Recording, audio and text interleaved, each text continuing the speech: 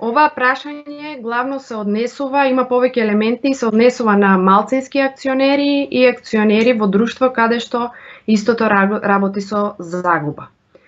Согласно Законот за трговски друштва, секој акционер има право на учество во добивката на акционерското друштво, доколку за тоа е донесено одлука на акционерско собрание, е изгласана од страна на мнозинството акционери и доколку акционерското друштво остварува добивки од своето работење. Согласно важечката регулатива, доколку малцински акционер е незадоволен од водењето на друштвото од страна на органите на управување, сите прашања може да ги постави на акционерското собрание кое што се одржува најмалку еднаш годишно, на кое има право на присуство,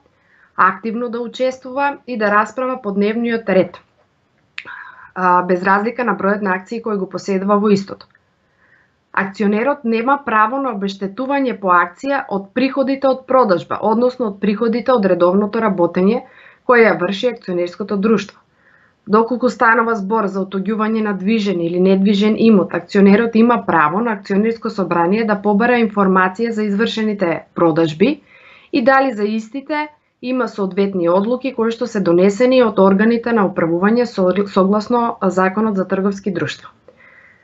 Сите информации кои што се однесуваат на движењето на основните средства на друштвото може да се добијат и преку годишните финансиски извештаи, за кои доколку друштвото е средно или големо, согласно законот е подлежно на надворешна ревизија. Доколку акционерското друштво работи со загуба, во тој случај акционерското друштво не може да подели дивиденда.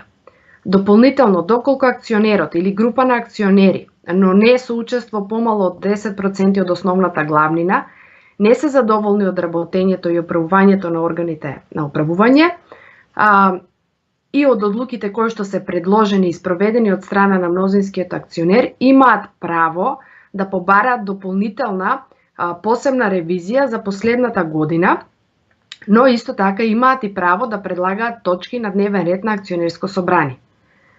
Доколку акционерот има сомнение за кривични дејствија во акционерското друштво, истиот има право преку правен застапник да поведе постапка пред надлежните органи.